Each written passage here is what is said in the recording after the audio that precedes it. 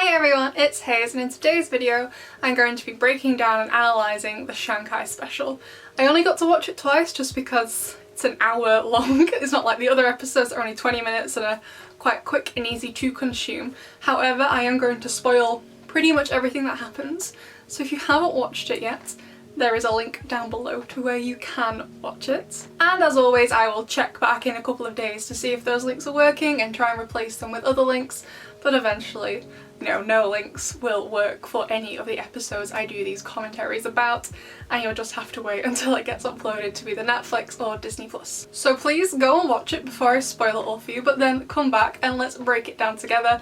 And honestly, just my quick opinion, if you just want my quick thoughts, I absolutely love this episode. I'm going to give it a 9 out of 10. And there are only really two reasons why I'm not rating it higher. Firstly, there wasn't a lot of Adrian and Marinette interaction, obviously as Ladybug and Chat Noir.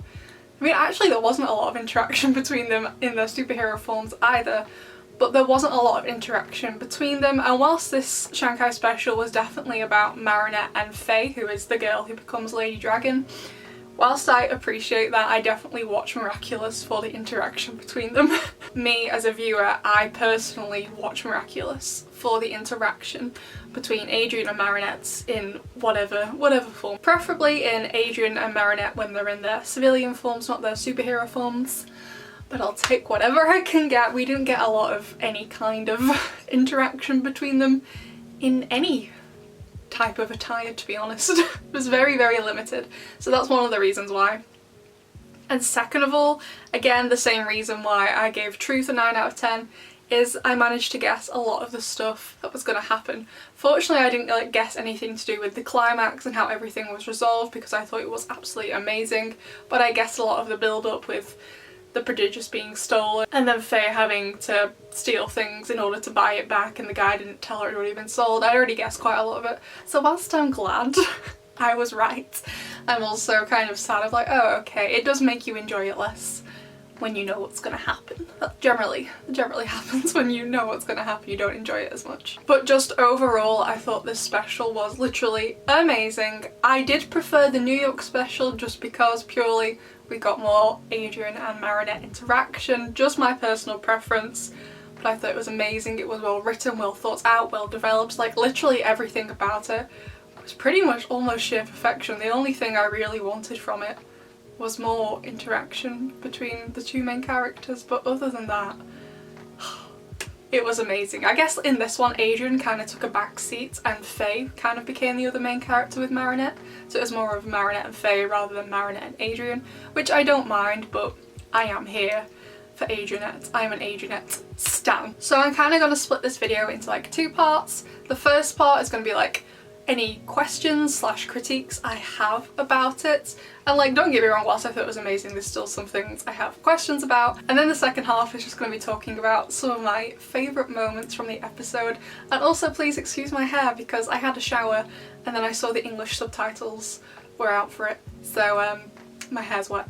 Sorry about that. So the first set of questions I have are kind of around Faye's father's school, and I personally just don't feel like it was clear enough as to why his students all left. I don't quite understand it. Obviously seemed they got paid by the dodgy man, who still doesn't really seem to have a name. Maybe it was just the subtitles I watched, but does he have a name? Did he have a name in the version you watched? If he really doesn't have a name, I guess we're just gonna have to call him the dodgy man. That's his name now, I'm sorry. You're called the dodgy man since no one's giving you a name. It just wasn't in the version that I watched. So, the dodgy man. So he obviously paid them, which was probably part of the reason, but further than that, why? I didn't quite think that was clear. Secondly, did the dodgy man kill her dad? It wasn't quite clear, and I think that was more of because this is for children. You can't be going around saying, oh, you murdered my dad, because it's for 6-year-olds, this program, she says in full confidence as a 24-year-old woman. But it is for very young children. So I understand why they didn't say, oh yeah, this person has murdered somebody. I get that completely, but it just wasn't 100% clear. However, if that's the case, if he really was murdered by the dodgy man or the dodgy man's associates, he would still be an accomplice, if not the murderer himself. So right at the end of the episode, Faye's like, I'm gonna take you to a court in Shanghai. You probably should have taken him to the police station first, but anyway. However, the Shanghai Special is supposed to be set before the New York Special, so please correct me if I'm wrong, but I believe it's Series 1, Santa Claus, Series 2, Shanghai Special, Series 3, New York Special, Series 4 at the moment. However, the dodgy man is quite clearly in the very end of the New York Special. So even if he had got the lighter sentence and been sent down for accomplice to murder, he still would have been in there for a very long time. So either he was found not guilty or somehow got away with it, but I was just like, did he actually murder him? Is that what she was saying? Because if so, then how did he end up in New York a year or so later, or maybe not a year or so later? I'm not actually sure how time passes in Miraculous, if I'm honest. Speaking of time, let's also talk about the start of the episode when we see them leaving school and they say it's the holidays. Now, I know about 50% of my audience are from America, and I think people in America, generally when you have a break, you say vacation or like spring break, for example. However, in England, and I know in a lot of European countries, that often translates to holiday. We have the Easter holiday, which is now spring holiday, summer holiday, October holiday. So generally, when it gets to that long break at summer, we call them the holidays. So I'm kind of like, it's summer? Does that mean the first year of school is over? So is it Series 1, Santa Claus, Series 2, summer with the Shanghai Special? So then Series 3 should be back at school. However, Adrian hasn't had a birthday because he's older than Marinette. He has his birthday first in the Bubbler in Series 1. She doesn't get her birthday till Befana in Series 2. So how is time passing in this universe? Do they not mean the summer holidays? What holidays do they mean? Is it the Easter break for the Shanghai Special? Some clarification about the time in Miraculous would be wonderful. Now let's talk about Marinette's reasoning for going to Shanghai. I'd heard a lot of people online say they absolutely hated the fact that she was going to Shanghai because of Adrian, not because of her heritage or her roots or whatever. And I can appreciate that, and I also do kind of wish her reason for going wasn't because of Adrian. As it was, she spent 0 time with the boy. They literally did not speak until the very end of the episode in their civilian forms. And like I said before, it was more of her getting to know Faye, and at the end of the episode they do kind of come together as sort of sisters, which I really liked about the episode. I really enjoyed that so much. So I'm not that mad at it now I've seen it. So whilst I wished her reasoning was to go and spend time with her uncle and find out more about her family, I'm not that mad at it. Also, speaking of Marinette's heritage, I absolutely loved Sabine's Chinese name, Xiaoping. It's such a lovely name. I actually studied Mandarin, so I had my Mandarin textbook with me when I watched this episode this morning in French. I was like, I can't understand the French that well, but my Mandarin is better than French. So that's what I was doing at like 8 AM this morning. And I was just wondering, does Marinette have a Chinese name? That would be really cool if she does. I have a friend from Hong Kong and also a friend from South Korea, and whilst they both have like more Western sounding names that everyone calls them, they do have a Korean name and a Hong Kong name, each of them. So I don't ever call them by it, it's more of like what people call them when they go back to see their family and stuff like that. But I would absolutely love to hear if Marinette has a Chinese name, and if she doesn't, maybe Sabine could give her one, because I think that would be really nice, and it would definitely be something more like, I guess, intimate, because it'd be generally only something her family could call her. And if Adrian really is going to be her Chinese teacher, it could be something he calls her when they're just doing Chinese together, and that would be so cute. Now I want to write a fanfiction about him teaching her Chinese because I can speak some basic Mandarin. Shall I do it? That would be so adorable. Oh my gosh, oh my gosh. I love it. I will enlist my Cantonese friend to help me with this, even though Cantonese and Mandarin are very different. If you don't know, when you look on languages, simplified Chinese is Mandarin and traditional Chinese is Cantonese, if you want to know the difference. Also, speaking of languages, Tiki, straight out there, like, Kwamis can speak every language. Like, yeah, okay, that makes actually a lot of sense, because obviously, like Marinette said, you don't know what country your wheel is going to be from. It's going to be rubbish if Tiki just spoke French, because not only would it be alarming to see the Kwami for the first time, they also won't be able to speak your language either. So, yep, never thought of that. I guess that really does make sense. However, this does bring up, like, what are the other excuses they're gonna use for the other specials? I'm pretty sure they said there's gonna be, was there a special for Brazil? A special for London? And I'm just gonna say an African special. I'm not sure what country in Africa it's tied to. I think that's what Lady Lion's for, right? If you've seen the pictures of Lady Lion. I think she's for the special in Africa. But what excuses are you gonna use to get them there? To be fair, London, not that far from Paris, you can get the Eurostar, as they did in Star Train.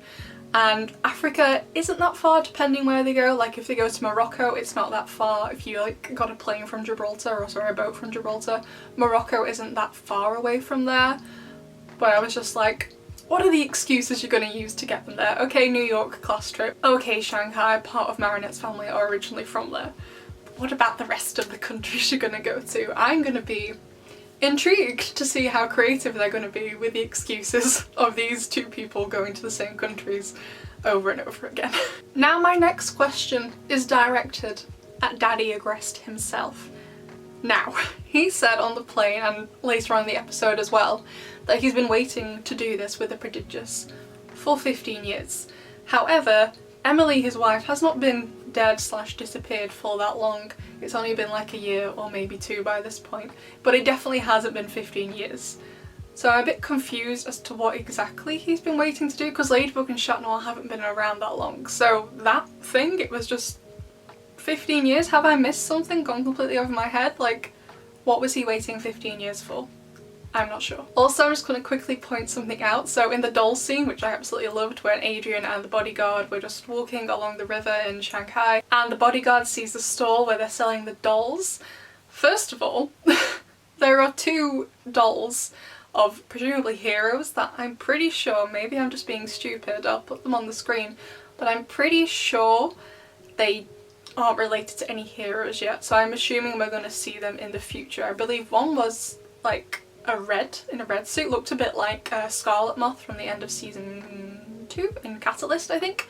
And then there was another one, I have the pictures on my laptop so I'm not sure, he either looked like a, was it like a monkey or a dog or something? I'm not sure, like I said, I'll put them on the screen. But I'm pretty sure we've never seen them before. Let me know if you have seen them before, maybe I've just completely missed them from the New York special or elsewhere. But I haven't seen them before. Maybe they've been in the comics because I've never read the comics. Let me know who you think they are. But I thought that was really interesting that they were there as like a little teaser if you were keen enough to notice. Also, I just want to point out about the dolls. So I'm pretty sure the bodyguard picks up an Uncanny Valley doll, which is Aeon, the android, as well as a Jess doll, but she's dressed as the Eagle. And if the Shanghai Special really is set before the New York Special, she is still Sparrow at that point. She doesn't become, was she even called Eagle? I can't remember her name. Whatever she was called in the New York Special when she gets her Miraculous. She doesn't get it until the end of, or towards the end of the special. So, assuming the Shanghai Special really is set before the New York Special, it should have been her in her Sparrow costume, not the Eagle costume. Just thought I'd point it out. Now I just want to talk about Faye and how amazing of a character I thought she was. Like, I went back and forth with not liking her, then I was like, okay, maybe I do, and I thought she was so complex and well written, because I partially didn't like her because of the stealing, but then she definitely does redeem herself. You know, she starts off kind of good. She helps those 3 people, the guy with his scooter, and then the kid who drops his strawberry stick, and then with the blind woman. And then she obviously steals from Marinette, but then she helps Marinette obviously to try and get money, but then actually helps Marinette for real, then helps in the cave, and ultimately becomes the hero of the whole special. She was just amazing and complex, and the fact that she was also homeless, like I know she did kind of have a shelter of some kind, but she was technically homeless, and I just, not that I enjoy seeing homeless people, obviously who enjoys seeing homeless people? Well, probably someone does. I definitely don't. But I'm just glad they actually showed like a homeless character, I guess. Partially because it definitely gave her character more dimension, but also, I know Shanghai as a big city, it is very like well developed and everyone seems to be really rich, but there's actually a great portion of the normal Chinese population that don't live like that. A lot of China does not look like Shanghai and Beijing, and a lot of places like that. A lot of China is very poor, and I'm really glad they included that within the special. I just thought it was a great idea, to be honest. Can you tell how much I love this? I thought it was great. Now, this isn't so much as a question, but it's just like more of a frustration, I guess. So I watched this thing in French this morning, and like I said, I can't really speak French. I studied it for 5 years in high school. Don't remember much apart from a couple of nouns and a couple of verbs. However, when Adrian walked in and he was asking about Marinette and that parrot was like, oh yeah, you're in love, and he was like, no, she's just my friend. I had no idea what that parrot said. Is it a parrot? I'm not really sure. Let's call him a parrot. He's called Bastille, which was really cool because obviously it relates to France with Bastille Day. So I didn't have a clue what the parrot said. But as soon as Adrian said ami, the word ami, which means friend, I was like, okay, well I know what you said now. And I literally wanted to throw my laptop out of the window in frustration. Even in French, without the subtitles, I know when he says, she's just a friend. This boy, why are you like this? Also, weirdly, Plag is the only one in this entire special who, you know, just seemed to have an increment, the tiniest increment of common sense. Like, oh, what's your excuse gonna be when you randomly show up and he's just like, oh, I'll think of something. Like, yeah, thanks Plag, well done mate. Like, none of them think this through. Also, why did the bodyguard let Adrian go out and look for Marinette on his own? And when he also found out that Adrian was kind of missing because he called him and he went straight to voicemail, why wasn't he more concerned? His entire job is to look after Adrian. And he just didn't seem to care. Like in, I have such trouble saying the name of this episode, Gorizilla, is that how you say it? When he gets akumatized? Like, it's because he didn't manage to protect Adrian, he didn't manage to follow him and couldn't stop him from going to the cinema, which I know isn't that big of a deal in comparison, but he just literally did not seem to care at the Shanghai Special. It was like, oh, this person I'm paid to look after has gone missing. Oh well. Also, why? I'm gonna have nightmares about this. Why did that dodgy man keep saying baby all the time? If he wasn't creepy enough already, he just had to go around and call everybody, including Faye, baby. And Marinette, he got, like, I'm scarred for life by it. Why was that decision made? It made me feel horrible. When I was watching it for the first time in French, I was like, is he saying baby? And then when I watched the subtitles, I was like, oh yeah, he is saying baby. The weirdo. Like, Creepy McCreepface, that's essentially who he was in that episode. His new name, not the dodgy man, Creepy McCreepface. Also, speaking of Creepy McCreepface, in the scene where we see Marinette in his pawn shop and Tiki's in the oh, what's it called? The machine where you put the toys in when the hook. I don't go in arcades, I don't know what it's called. We know what I mean, the machine that Tiki's put in. It wasn't ultimately clear that Tiki could work out what they were saying, because Creepy McCreepface says to Faye in Mandarin, like, you know better than me, like, you stole from her in the first place. But then Marinette has no reaction to it. And I was like, what? I didn't quite understand that Tiki was like the one translating, even though there was red on the screen to like communicate this is Tiki's head, like inside her head. It didn't quite match up for me. I didn't quite get that the first time. But maybe that's because I'm stupid. Also, next question. So Chat Noir, obviously to Ladybug's knowledge, was in France. So how did he know Marinette had gone missing in Shanghai? Surely he wouldn't have known if he was in France. Obviously we know he wasn't in France, he was in Shanghai, that's how he knew. But how would he have known otherwise, if that makes sense? Like, I doubt it would have been reported on the news in Paris until maybe it got more serious. Then maybe it would have sometimes in England when a tourist goes missing in another country and they're British, it'll get reported on the British news, but not immediately. So how would he have known she had gone missing in the first place, unless he had some sort of like alert set up on his computer for Marinette, which would have been really sweet because, you know, he loves her like a friend. This is stupid. Also, on that point, how did Hawkmoth get to Shanghai? Obviously we know he flew there.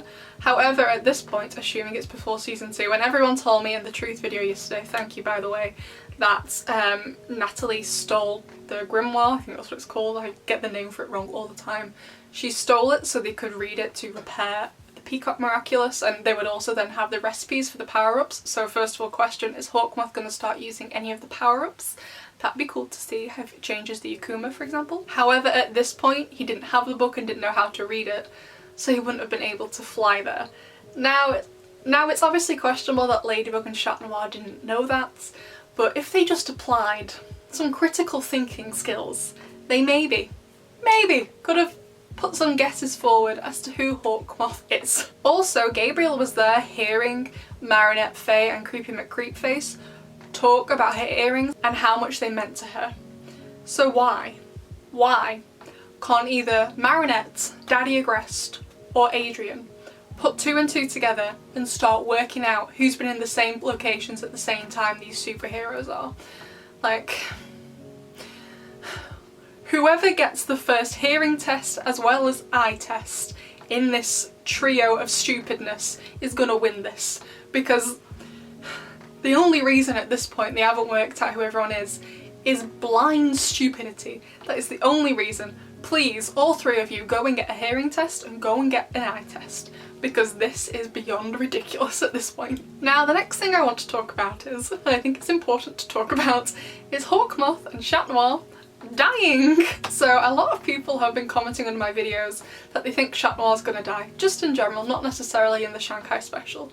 And every single time I've been like, no, don't worry, this is a kid's show, it's not gonna happen.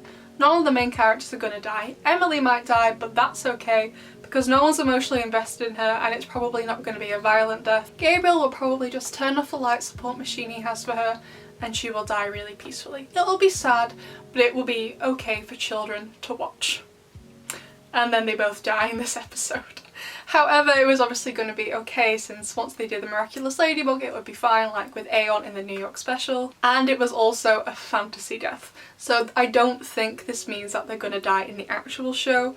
Like, fantasy deaths and fantasy violence, like in a lot of the other episodes, are okay to show for children because it's not real. Oftentimes in Disney films characters don't die, but if they do, it's a fantasy death and it's not a proper death. For example, when Mother Gothel at the end of Tangled, spoilers, falls out of the tower, in real life she would have fallen out of the tower, splattered on the ground, and her blood and guts would have gone everywhere. But because this is written for 6-year-olds, she kind of fell out, and as she tumbled to the ground her body kind of disintegrated into ash, and then just the cloak she was wearing fell to the ground on its own. So it's a fantasy death. Same here. So I definitely still don't think they're gonna die in the show. I think the only person who's gonna die in the show will be Emily. But again, this show has a bit of a weird tone because we have wholesome stuff with Adrian and Marinette, and then Daddy Agrest descends into his butterfly emporium / death chamber. So speaking of Hawkmoth and Chat Noir absolutely just getting decimated in that Akuma battle, which I thought was amazing, by the way, was amazing. Let's talk about Ladybug's reaction to Chat Noir's death, because at first I was like, well, you're not that upset, that's a bit cold. I know you say you don't love him when we all know you do, but you don't believe that.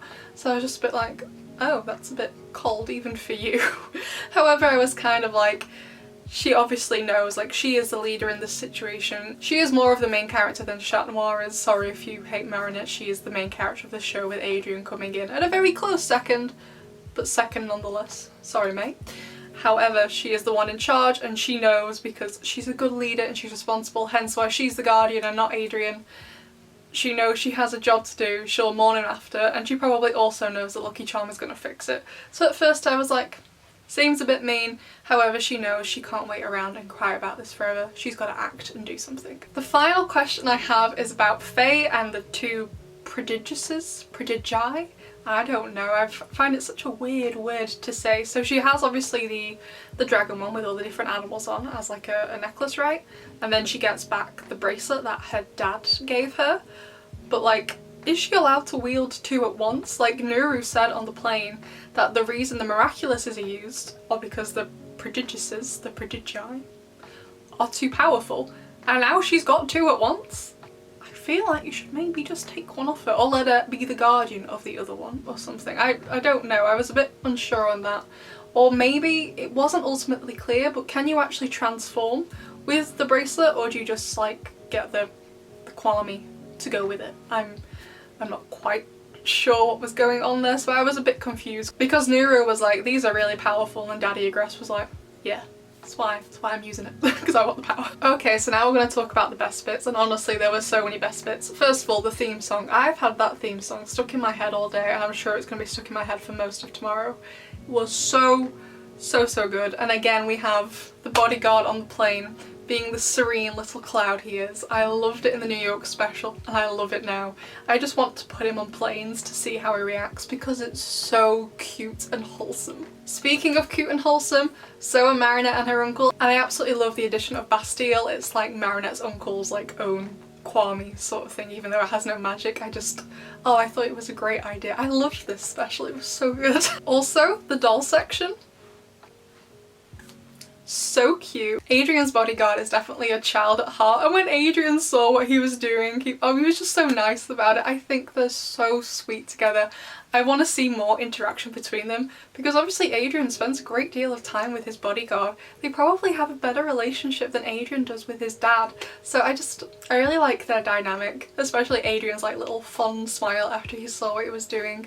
So cute, so sweet. I absolutely loved it.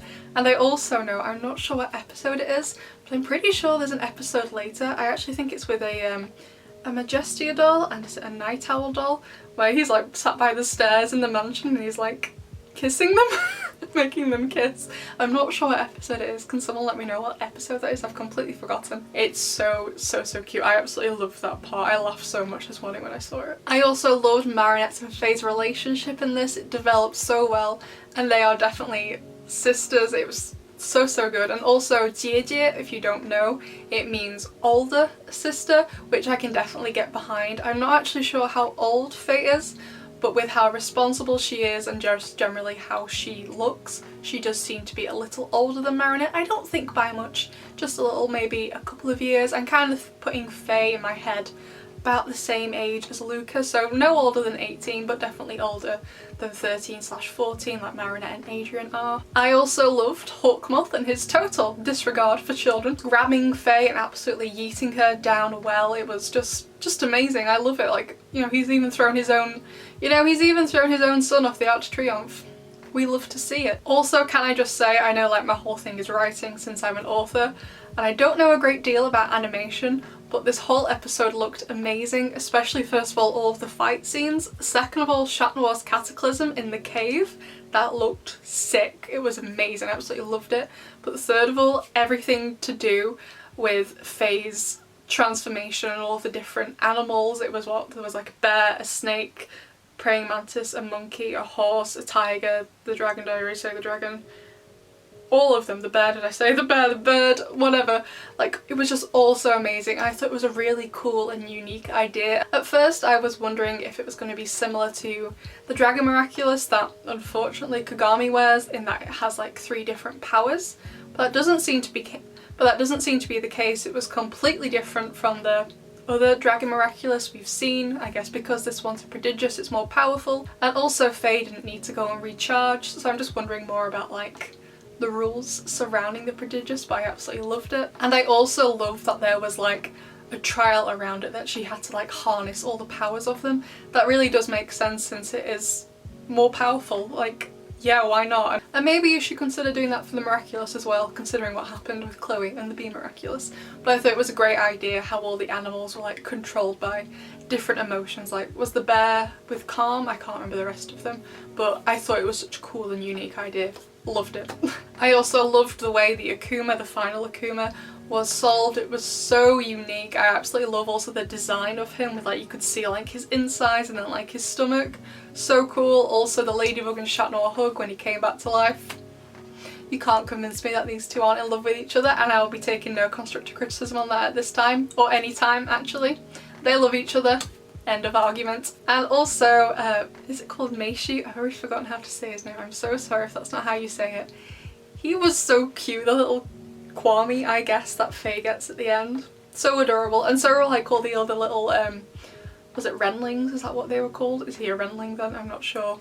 But loved it. They're all adorable. Love it. I love anything cute. So overall, like I said, this episode is a 9 out of 10, purely because I already worked out most of the plot, not quite all of it though, which I'm happy about because the ending was so good, spectacular. I absolutely love this episode. Actually, you know what? 9.5. It's a 9.5. The other reason is because I just wanted more interaction between Adrian and Marinette, and whilst I can appreciate this episode was obviously meant for Faye and Marinette, I'm watching Miraculous for the Adrian and Marinette content. So as much as I love Faye, I thought she was a great character, this episode would have gone all the way up to a 10 if they had just had a bit more interaction, because even as Ladybug and Chat Noir, you didn't actually get to see each other that much. So that's the only real criticisms I have. I thought it was amazing, essentially. MVP of the episode, of course, it goes to Faye. She was wonderful, she was amazing, and Thomas Astruc, I think he's an amazing writer. I always have done ever since I watched the first season of Miraculous before I had a channel. But oh my gosh, like, character is definitely something I struggle with in keeping people in character and with keeping people in character and character development. But he just did it so flawlessly with Faye, and like, I was in literal awe. Like, it was amazing when I watched it in French this morning, but when I watched it in English and could properly understand what was going on, I was like, yes, this is it. And the best line of the episode is, "Ni hao, don't be afraid, I'm Chat Noir, Parisian superhero." I, for one, would definitely be afraid after hearing that. So let me know what you thought of the episode. I thought it was amazing, loved it so much. I am eager to know what you think. I'll see you in the next one. Bye!